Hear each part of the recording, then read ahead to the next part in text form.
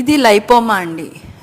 నేను ఎందుకు ఇది చూపిస్తున్నానంటే లైపోమాస్ అనేది హెడ్ అండ్ నెక్ కూడా రావచ్చు. కొంతమందికి ఇక్కడ వస్తుంది, ఇక్కడ వస్తుంది, ఇక్కడ వస్తుంది, చాలా చోట్ల ఎక్కడైనా రావచ్చు.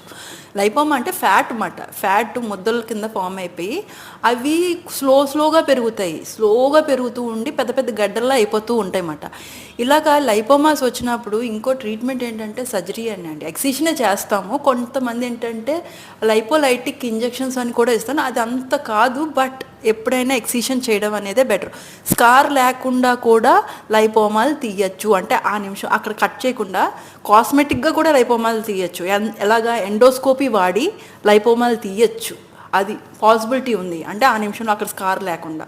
సో ఇలాగ బీసు స్టింగ్ చేసి అలాగా లైపోమాలు తగ్గిపోతాయి అంటే మరి నో అండి, అంత సింపుల్ కాదు. కంపల్సరీ తీసేయడమే అది ఆపరేషన్